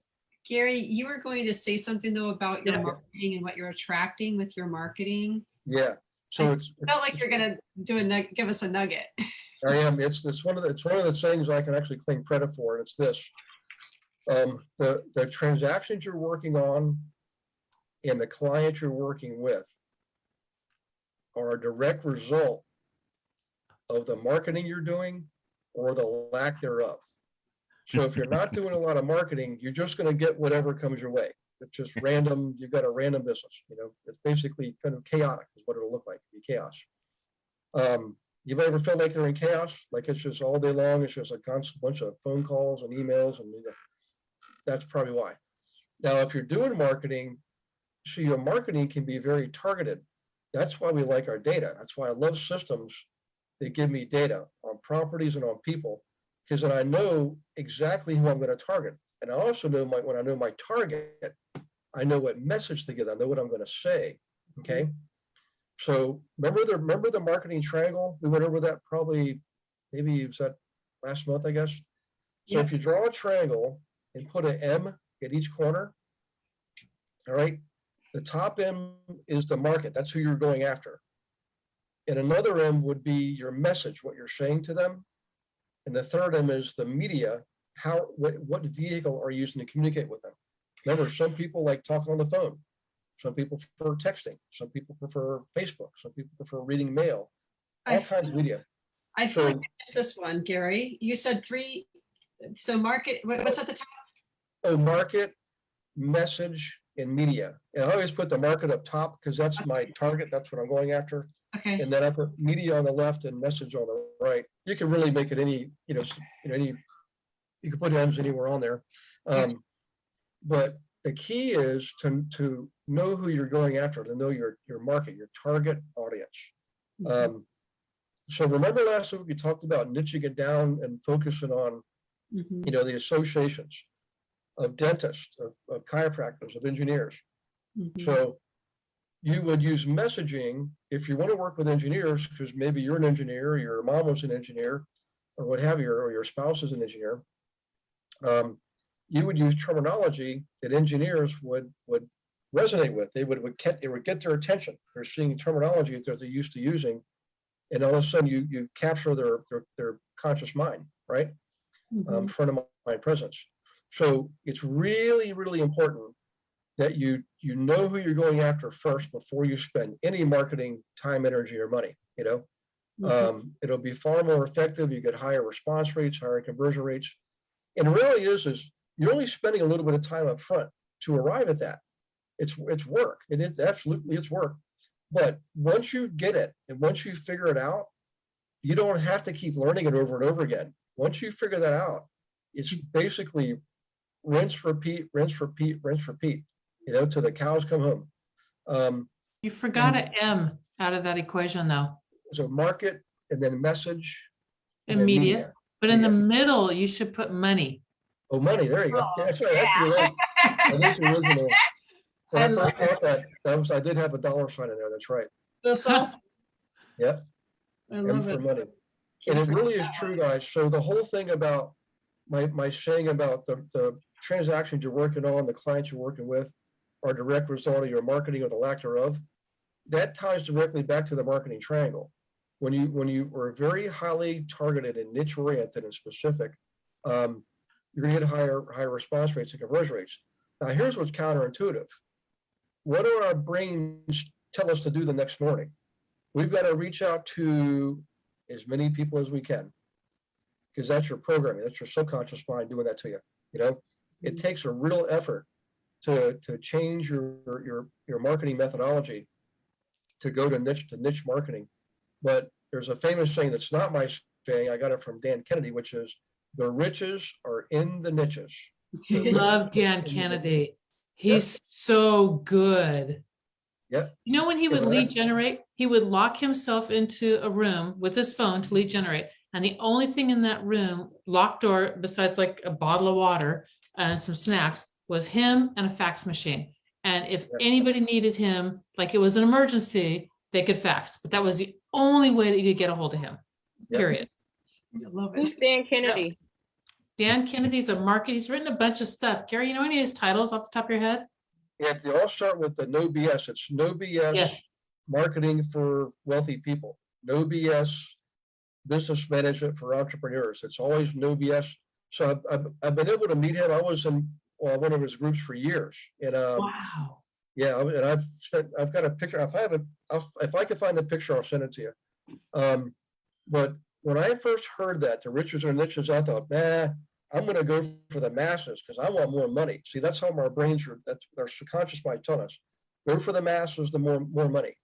But the reality is you will guaranteed spend more money when you do it that way, but you won't make more money, you know? So spend more time and energy developing your market and less money on marketing to that market, you know, servicing them. But your return on investment is going to be much higher. And what's interesting, if you really think about what I did, guys, all I did was I just said, you know what? I don't want to do the owner occupant stuff anyways. I just didn't like it. I was okay at it, but I thought I just want to invest. That's all I want to do. And so it's one of those, I call that divine guidance, because what I was being led to do was just work with investors. It turns out, and I thought that surely everybody figured this out. And I would go to meetings and closings and classes, and other agents would say, oh, yeah, I'm not working with investors. Those guys are crazy. They make all those ridiculous offers. They don't have any money. They don't know what they're doing. They're dangerous. That's all the stuff I heard. I'm thinking, and I was quiet because I'm thinking, well, I'm an investor. You know, I think I'm, you know, a pretty good guy, you know? Yeah. And, yeah. And so, Go ahead. yeah, but what I realized was it allowed me to operate in a vacuum. I literally had no competition. That guy I was telling you about, Bill, earlier from, he was a Remax. We were like the only two guys in town that did it. Now, what's interesting, I got to be careful mentioning names here, but so Dustin Nolf is now on the team. He's from Pittsburgh, where I was in all those years of production. I trained some of his people years ago, and he copied everything I did. He's now the king of Pittsburgh. He's got a team of 15 people. He's already on board. He's with us already. So there's another guy we used to call the real estate Don, the Don of real estate. His name's Don. I'm not going to give you his last name because I don't want to get the cat out of the bag here. He's the other guy in the area, right? So we had a meeting today, the three of us. And, you know, I said, look, you know, we all know each other. We've known each other for years. I'm the oldest guy there. And Don's being sort of, you know, playing hard to get. And I said, okay, Don, you're going to make us work for this. But one day, we're going to be calling ourselves the Three Amigos. We're now our own investor club in Gina and Monroeville, okay? And then Don's going to run it, okay? Because I can't run it. I'm not there hardly at all. Dustin's got a 15-member team and a property management company, right? And Don's looking for that next thing. I'm like, Don, this is the next thing. And so you take all the time you want, but don't screw this up, you know? In any case, I'll tell you a story about him. When I met him, I had just merged my brokers with KW, right? And we were having bold. This was literally like 2 months after I merged. And I was, you know, my intent was to help them launch 3 more market centers in the area. So the team leader at the market center merged was saying, we want to make you an ambassador and get as many people in bold as you possibly can. So I brought in, you know, I don't know how many, 70, 50, 75, 50 people. And I got 36 in the bold that session. So they gave me a table to be a table leader where Don sat at that table. Somebody told him about me. He wanted to invest in blah, blah, blah. I never saw anybody go after it like this guy did. That was November. By February, brand new agent, had 22 listings. Holy crap. 22 listings. Yep. Just tore the doors off of this thing. Wow. And I said, we're going to work together one of these days. You know, I want you to keep doing what you're doing because I don't want to change what you're doing. It's working. But you let me know. Right after that's when I started teaching. And I called him this past fall just to say hi to him. And he was so excited. And then all of a sudden Dustin called and I said, you know, we're gonna make this work. So in any case, I'm really excited about that. But there was a reason I was telling you this. Oh, the niche marketing. Yeah, nobody's doing this stuff. I mean, we're like to us coming up creating an investor club is just like eating a peanut butter and jelly sandwich. But to everybody else, it seems like this is way far out thing to do. And how could I ever do that? And I don't know how to do that. And they just psych themselves out. It's not that hard. The cool thing with when you do niche is that because you're the only person that does that, because I niched down also, and the tighter I niched down, the bigger my business expanded. Yep. And my niche happened to be 1-year-old expired short sales. And what happens is all of a sudden, everybody started telling everybody else, look, if you tried to sell before and you couldn't, and you're a short sale and nobody else can do it, that girl can do it. And so business, not only are you marketing and going after it, but it starts flowing in like crazy to you. And that's what happens when you niche down. You're the only one. And I did it because I did not want to be a little fish in a big pond, which now actually I like being a little fish in a big pond because I can really learn. But back then I was much less secure, I guess. And I wanted to be the biggest fish in the tiniest pond you could possibly find. And there was nobody in that pond, nobody. So same thing, and you niche it down. So Gina, I've got a picture of I've got a picture of you in a baby pool splashing around and. Yeah, get that out of your head. I mean, okay. It's okay. I'm only playing with you. That's funny. But what will happen is everybody else will tell everybody else, and whatever business you go after, be careful, because guess what you're going to have? You will have that business. Mhm. It's just the way it works, unless you are very, very deliberate to pull yourself into a different direction. But in the very beginning, go do everything. Figure out what it is that you like. Once you figure it out, then go after it. Just like literally go after it. Yep. That's it. I will look and see on my computer. I used to have a really good Dan Kennedy presentation that was not part of his public stuff.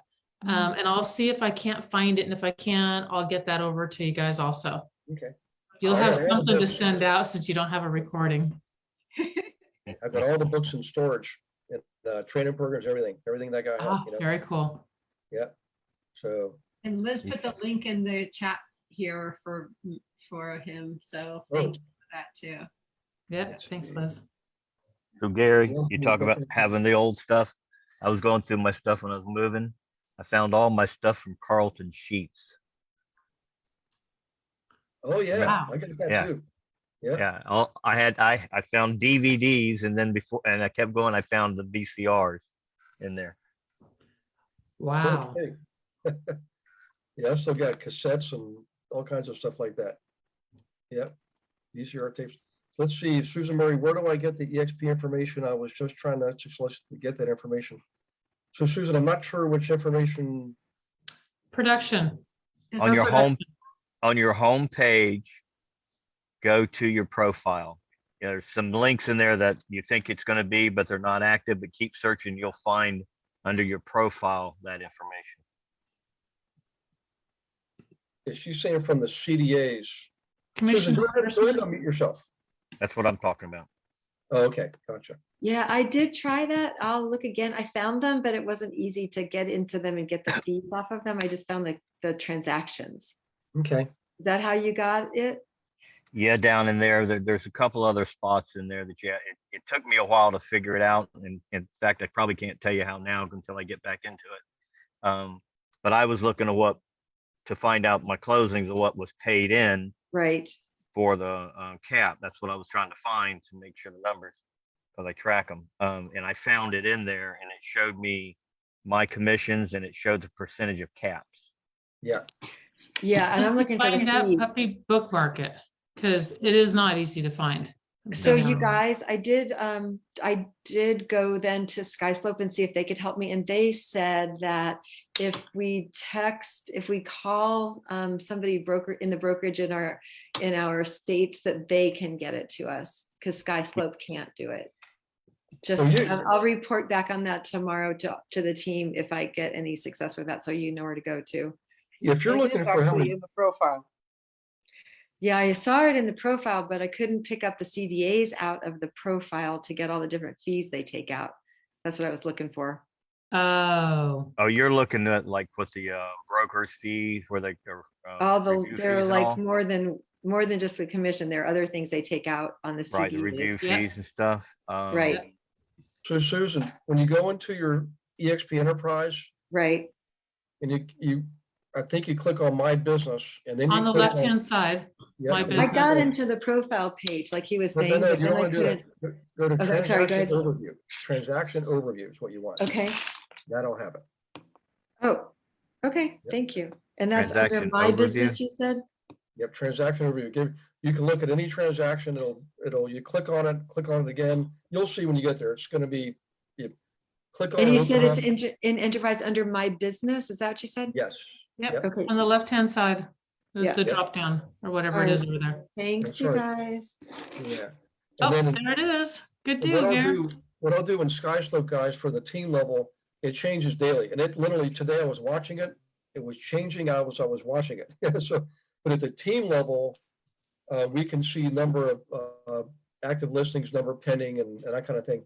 So I can share that with you, maybe like on a weekly basis, if you want to use it to help people say, look, this is how we're doing. I mean, we really are doing well. And it's like we're above average, believe me. So, in any case, hey guys, I feel good tonight. We can keep going for another hour or two if you want. Mm. No, just kidding. Gary, do you want me to Um, connect you with Brody Saunders? Because I know him pretty well. Oh, for the Yeah, Ideal Estate. yeah, if you can do that, I'm gonna try to strike a bargain that we can all share. And I mean, everybody who's here, whether you're on the team or not, I'll see if we can strike some kind of bargain there. And I'll see what they come up with. So Okay, I'll sometimes, connect you guys tomorrow. yeah, I mean, like the remember we had on the guy back in the fall, not Mojo Dollar, the Mike Ossery, you know, the Land voice. Land Boys. You know, they gave us a deal, but on an individual basis, but they wouldn't give us like a group thing. And it was under 1,000, around 900 and some change for a year. Yep. For everything. So I'm looking for stuff that we can use the power of leverage based on our numbers and get like a group thing going, you know? So, yeah. Hey, Gary, have you heard of Z Buyer? I haven't looked at them or seen them for a long time. Yep. Yeah, I got a call from them recently, and they also do listings. They're not Okay. just buyers. I had Z Buyer for about 6 months, and How do you like it? I got some good leads out of it, but it's just like any other lead source. And they tell you that there's only a couple people getting your zip code. That's not true. So you get them, you jump on them, you'll get what you get, but that's just like any other lead source. I think they're charging $25, or is it, $25 a lead, right?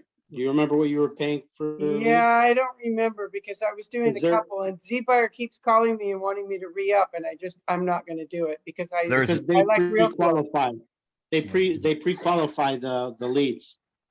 How do they pre-qualify them? They have a questionnaire that they ask the questions up front to make sure that they're solid to either buy or they're going to be listed. Did they give you the questions? He went over with them, with me. I wasn't like paying attention to all the questions, but if we contact them, I'm sure I can get the questions again. To find out exactly what they're asking. Because I asked the question as well, Michael. I said, how do I know that they're legit? They could be just saying they're the things that are going to sound good. And You know how to just, get you know how to get that person? they called me today. I could look at the No. number. You know how to find that person that they're giving you the lead to? Yeah, you can do it on your own through Cold call up and down the street. You'll talk to them. Yeah. If you get their list and even if you call right away, you might be the fifth person that calls that person. So by then they're pretty angry that somebody has given out their information and they're getting all these calls. Well, So, I go back to the same thing, that no matter what kind of leads you get, good, bad, yes, no, maybe, don't know, I'm going to die, drag me out. It all goes back to me knowing how to handle that personality and their rejections to get them to talk to me. true, but real flow is free. Yeah, cold calling's easy. You don't even have to leave the house. You don't have to Well, get the dressed. Z Buyer leads are cold calls. I can tell you that because I did call a lot of them. Well, that's my whole point. You got to pay and then you got to call them. It's still a cold call. Mhm. I mean, regardless if they search it, say it's good, bad, or whatever, or verify it. One of the things that I had done, I don't know which company it was, one of the Zillows or somebody, Concierge or whatever it was, and that's what they said they did. They verified it. They were garbage. They were all garbage. So I have personally, this is mine. I have better luck just picking up the phone, calling every neighborhood, street, zip code, whatever I'm calling, get them out of real slow. Sometimes I just pull up an address off of land, like my listings. I pull off the neighborhood and off of the listing, and off of land voice, and I just call around that neighborhood. In fact, I did that. I listed 615 Dunlap, sold the one, got one across the street, 620 Dunlap, got a contract on it, and fixing to put a contract on the one right next door to beside that one, 3 right across the street from each other, just by making phone calls. So Terrific. all I'm saying is just be wary. Remember that it's a big job to have to, if you pay for the listings, you got to work them. They don't fall in your lap. It's a hard job. I was not good at converting those listings, those leads. That's why I quit it. Yeah, you definitely have to have solid, Skills. phone skills to be able to convert either Zillow buyers or Z buyers. I mean, it's like if you said you're not into the Mike Ferry script, it's going to be even that much more difficult. No, Because my script's real easy. You're thinking about selling? No. They're gonna drag me out of here. Good. When you're dying, your heirs need my help. yeah, I mean that's a good approach. I mean, you're right to the point. I agree. Because I'd rather you tell me no on Monday than wait till Friday and when I show up there and tell me no. Yeah, but also you got to remember too, Michael, is these buyers that or even listings, they're not window shopping for nothing. No, I agree. They're serious people too. Well, yeah, I find a lot of tire kickers in there. Well, I do agree with you, but in order, like, if you're going to do stuff like Zillow, it's a numbers game. You know that. It is. And so, you're gonna get an opportunity to put in a contract. No doubt. I know a couple agents that do Zillow and Home.com. They do good at it, but that's all they do. Yeah. They're on the phone constantly calling. Every minute the phone rings, lead comes in, they jump on it. Well, Yeah, I mean, there's definitely some kicking tires, definitely, but to get to the real buyers, you got to go through that. So it is being patient, but you can get to it. That's all I'm saying. It's doable. That's all. Go ahead, Maria. speed to lead too. So I was just on a call with they were talking about Rise, and I don't know if you've heard about Rise, but they're like a lead aggregator. So like instead of getting the leads, maybe, I don't know if you talked about it here or not, but forgive me if we have. But essentially, they're actually, you pay for this service, and then they actually have leads from all these different other services. So you're paying a monthly fee. But their thing was that you have to be on it, and the people who you're ranked and you get better leads if you're faster and close the leads that you're getting. And the agents that are ranked higher are the fastest, the ones that pick up the leads and close the deals. And their timing was like, response time was like 6 seconds to claim the lead. So yeah, 6 seconds. There's another one called Set Schedule is like that also. Yeah. So if you're it doesn't matter what leads you're working. If you're buying leads and they're sending them to you to get on it right away, like that's so important. Like, yeah. Well, and that's why I like cold call. I call it my schedule, not their schedule. And that's fine. And it's like, what is the return on your investment? So you can track your time to see, is that the best use of your time, and that that's working for you, because you'll hit everybody if you keep calling. It's just the other people have already raised their hand. So there's a trade-off there, and there is definitely lead time with all of that. But for me, and for me, I like the cold call. It's easier for me to do. I convert more that way compared to being a buyer. I'm chasing sellers. I'm not looking for buyers. That's why I like the cold call. Yeah. That's the name of the game. Yeah. Yeah. Just gotta set yourself up for being able to be a listing agent. Yeah. Yeah, I agree with you there, 100%. Well, Been great. Thanks, everyone. okay, guys, I think it's like 3 a.m. now. I'm just kidding. Well, I'm We only glad got you another guys hour. enjoyed this. Yeah, what's that? We only got another hour. There you go. I'm a Yeah. pumpkin already. Yeah. Tell you what, so I don't know if you still have Laura Janvier on or not. Let me see here. I don't see her. I was trying to get the information for playing cash flow. But next week, Kay is going to show us RPR, how to use RPR. And we're going to do what we call a checkup for the next up. It's the end of the first quarter. So we're going to do, we're going to go around and get that update from everybody. And the benefit to this is whether you're proud of your update or not proud of your update, you're gonna benefit from it. You know, real champions are inspired by other people's success. You know, so it's a time to really either give yourself a good swift kick in the butt or really relish what you've been able to accomplish in the first quarter.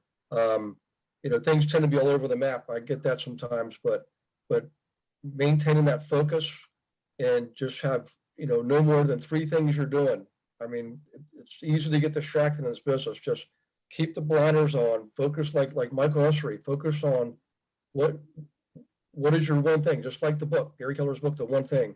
And we all generally have 3 one things, but our brain is only capable of working on one at a time. In a day, you can generally juggle three campaigns, but try to get them related to each other. Whenever you have campaigns that work together with each other, that's obviously that's what the real pros do. They don't just do 3 random campaigns, they do 3 that are associated with each other, If What are you they gonna- remind me, our next meeting, I have a really cool exercise to walk you through, anyone who thinks that they can multitask multiple things. So if you all remind me, I'll walk somebody through it. Yeah. So what are they going to cover with RPR? Pretty much how to navigate and how to use it. I mean, I know in the last couple of years, they made a lot of strides. They got, that's good. I have it on my system. Oh, okay, good, cool. If you can be there next week, that'd be good. But I know they've done a lot with commercial too. So it's not just residential, it's commercial, which is your investors. And CMA. I really, The CMA's home tours. They got investor analysis. Then you can create. I mean, you can do so much search maps. They'll sort of like Real Flow, but it doesn't give all the detailed information. Real Flow. Yep. Betty uses it for her booklets, and it's good stuff, guys. I mean, and we all have access to it because we should all be realtors and members of our local boards, So. Well, my Daytona board doesn't have it, but my Stellar does. Okay. Okay, guys. Well, thanks for making tonight so exciting. And it's funny, this has gone on long. This is the longest class we've had, I think, to date. That's such a record. And I'm killing myself that it's not recorded. So You trying to say I talk too much? no. This is I'm just checking. I really don't like to close these. What are you laughing at, Gina? Gary's polite. But really, I mean, normally they're scheduled to be an hour, but they're going longer. But that's because you're engaging, and that's where the real value comes in. This is how you get good insight, nitty gritty details, all those little nuances. You just can't get that kind of stuff on your own. You got to have groups like this, That's right. So for all the guests, thank you for participating, and we look forward to seeing you again. And if anybody has not had a strategy call recently, please go ahead and schedule one. I am looking at developing another coach, so it'll free up more of my time. I'm not saying I'm not going to coach. I'm definitely going to coach, but we're going to give you another outlet besides just Gina and I. Gina's taking on coaching too, so we're growing, and we want to keep that one-on-one contact going. Okay, so as well as the group sessions. So sound good, guys? Can I just say something? Yes.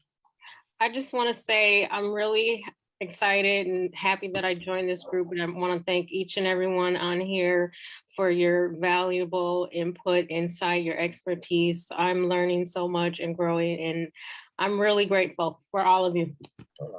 Thank you. High level stuff here. I love it. Awesome. We're glad to have you on board. I told her the other day, guys, what I wanted. I said, man, I really like your energy. You're like, it's fun working with people who have that energy, you know? And you know what, tonight, I'm going home and say, your hair is rocking tonight, Kendra. I was gonna say that. I agree, completely agree. Love it. In any case, Great attitude and fucking hair. All right. Bye, everyone. all Good night, right, everybody. you guys have an awesome night, a good week, and I'll see you next Monday. In the meantime, you know, keep swinging the bat, you know, stay safe, keep swinging the bat, and God bless you and your families. Okay. Thank you. Bye. Okay. Bye, everyone. Thank you.